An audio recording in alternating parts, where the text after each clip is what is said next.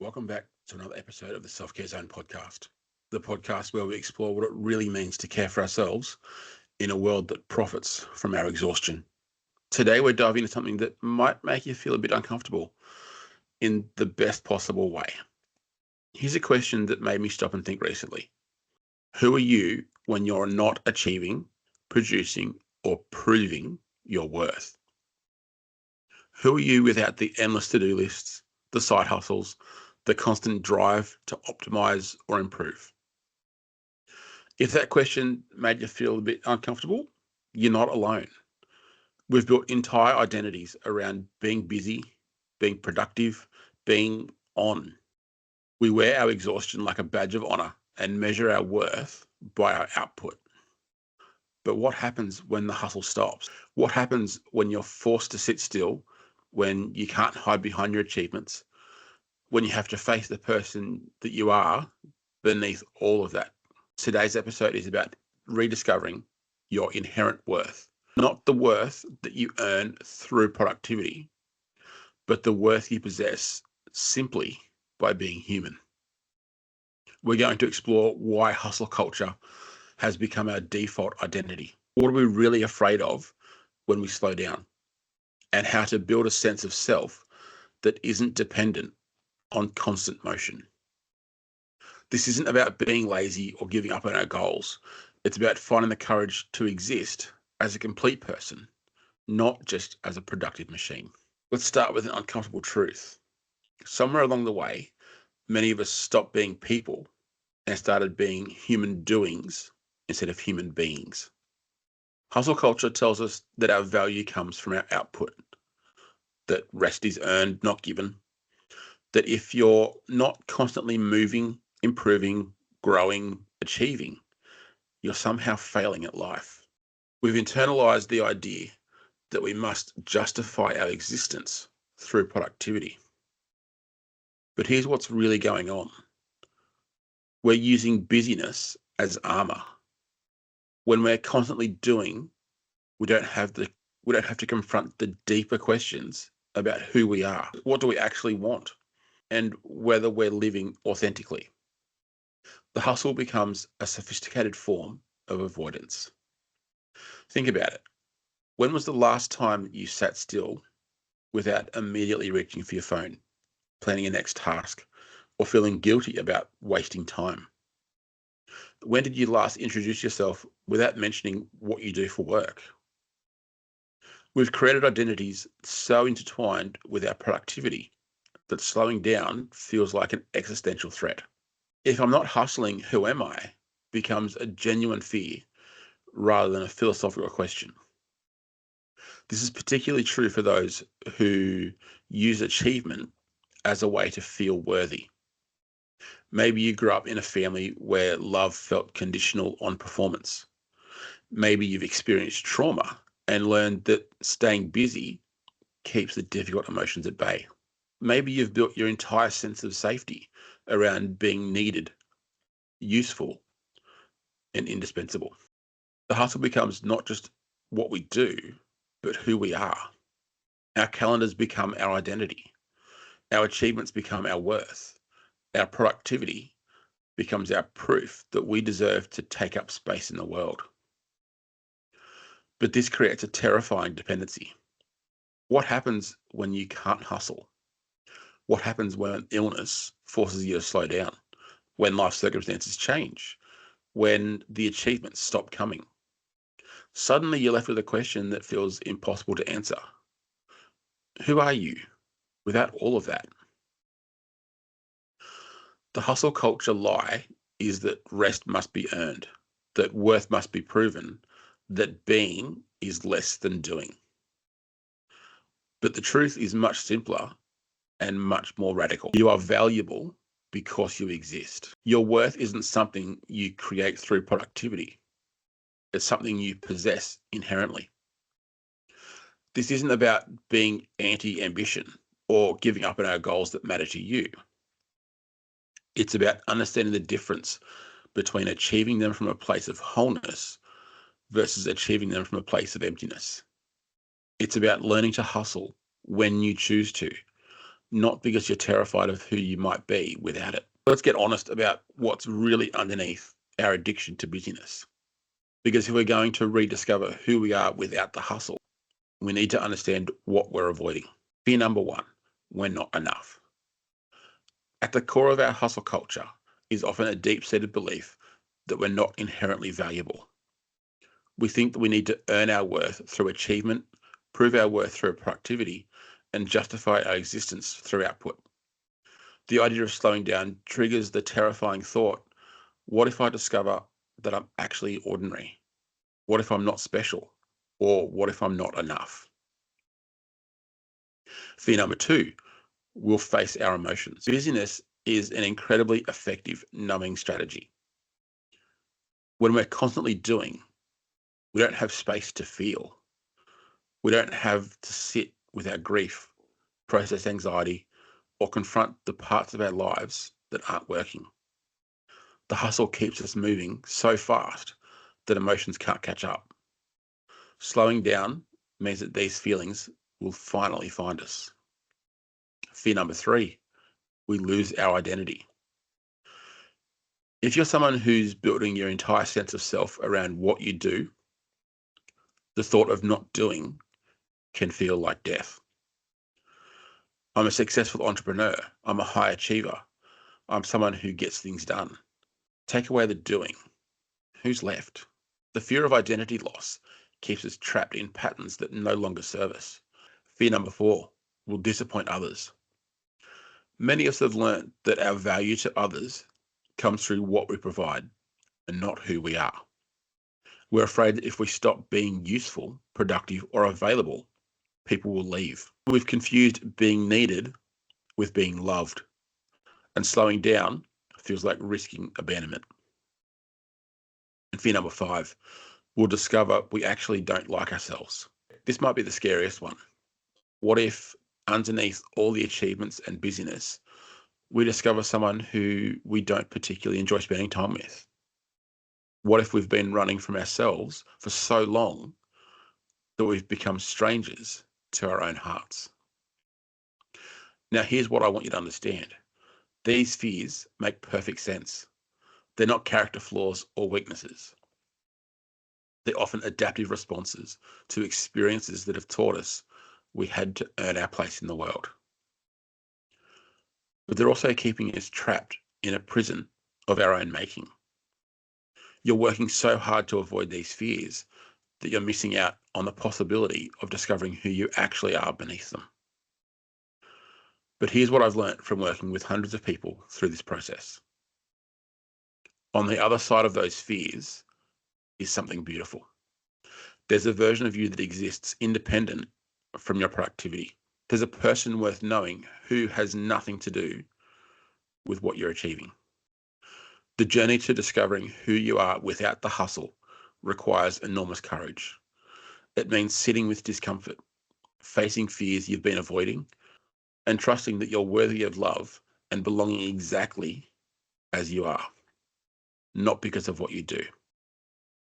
But that journey is also the path to genuine self-care, because you can't truly care for someone that you don't know. And you can't know yourself if you're constantly running from yourself through busyness. So how do we begin to separate who we are from what we do? How do we rediscover the person beneath the productivity? This process isn't about overnight transformation. It's about gentle exploration and patient self-discovery.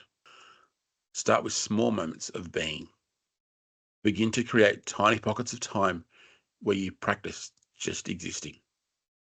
This might be 5 minutes of sitting without an agenda, looking out the window without planning your day, or lying in bed after waking up without immediately reaching for your phone. Notice what comes up. Do you feel anxious, guilty, bored, or restless? This is information, not judgment. You're learning about the patterns that have kept you trapped in constant doing. Explore your natural rhythms. Without the structure of endless productivity, what does your body actually want? When do you naturally feel energized? When do you crave rest? What activities bring you genuine joy rather than a sense of accomplishment. Try this exercise. For 1 week, pay attention to moments when you feel most like yourself, not when you're achieving or producing, but when you feel most authentic, most at peace, most genuinely you. What are you doing in those moments? Who are you with? What conditions create that sense of alignment? Reconnect with your values. Often we've built our lives around other people's definition of success rather than our own values. Take time to explore what actually matters to you, not what you think should matter or what others expect to matter. Ask yourself, if no one was watching, how would you spend your time? If you couldn't fail and couldn't be judged, what would you choose? If you had enough money and all of your basic needs were met, what would bring meaning to your life? Practice introducing yourself differently. This might sound simple, but it's profound. Practice talking about yourself without mentioning your job, your achievements, or your productivity. Who are you beyond your roles and accomplishments? You might say, I'm someone who loves quiet mornings. I'm curious about how plants grow. I'm a person who cares deeply about justice. I'm someone who finds peace in cooking. Notice how different this feels from leading with your professional identity. Sit with your feelings. As you slow down, emotions that have been buried under busyness will surface.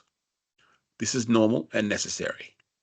Instead of immediately trying to fix, solve, or distract from those feelings, practice sitting with them. You might feel grief for the parts of yourself you've neglected. You might feel anger about the ways you've been taught to earn love through achievement. You might feel sadness about time that you've lost to productivity addiction. Let those feelings exist without judgment. Explore what brings you joy versus what brings you achievement. There's a difference between activities that make you feel accomplished and activities that bring genuine joy. Achievement-based activities often come with external validation, measurable outcomes, and a sense of checking boxes. Joy-based activities might be pointless from a productivity standpoint, but leave you with feeling more connection to yourself. Maybe it's dancing in the kitchen, having long conversations with a friend, reading fiction, gardening, or simply sitting in nature. These activities might not contribute to your resume, but they contribute to your humanity and create a being practice. Just as you might have exercise routines or work routines, create rituals around simply being. This might be meditation, but it doesn't have to be. It could be taking baths without rushing, sitting with your morning coffee without multitasking, or taking walks without podcasts or goals. The key is intentionally practicing existence without productivity. You're training yourself to find value in being rather than doing. Honor your complexity. As you rediscover yourself, you might find contradictions. You might love achievement, but also crave simplicity. You might be ambitious, but also deeply tired. You might want to contribute to the world, but also want to rest. The complexity isn't a problem to solve. It's a fullness of being human. Remember, this process isn't about becoming someone new. It's about uncovering who you've always been underneath the layers of shoulds, expectations, and productivity demands. It's about coming home to yourself. As you begin to reconnect with who you are beyond the hustle, you'll probably want to start building a life that honors that person. This isn't about throwing away all your goals or becoming anti-achievement. It's about creating a life where your worth isn't dependent on your output. Redefine success. What would success look like if it wasn't measured by external metrics? Maybe success becomes feeling peaceful in your own skin. Maybe it's having deep, authentic relationships. Maybe it's feeling connected to your values or contributing to something meaningful without burning yourself out. Take time to define success for yourself rather than accepting society's definition. What would make you feel proud of your life from your deathbed? What would make you feel like you lived life fully and authentically? Set boundaries around productivity. This might mean saying no to opportunities that would advance your career but compromise on your well-being. It might mean setting work hours and actually sticking to them. It might mean taking breaks without justifying them or feeling guilty. Practice protecting time that has no agenda, no outcome, and no measurable benefit. This is revolutionary in a culture that demands we justify our existence through productivity. Cultivate relationships based on being, not doing. Notice which relationships in your life are transactional, based on what you provide, versus which is based on genuine connection. Invest more energy in relationships where you're valued for who you are and not what you do. This might mean having conversations that aren't about work or achievements. It might mean asking friends about their inner lives rather than their accomplishments. It might mean being vulnerable about your own struggles with identity and worth. Create rituals of connection. Develop practices that connect you to your essential self regularly. This might be journaling, spending time in nature, creating activities with no goal, or simply sitting quietly by yourself. These rituals become anchors, ways to remember who you are when the world tries to reduce you to productivity. Trust the process.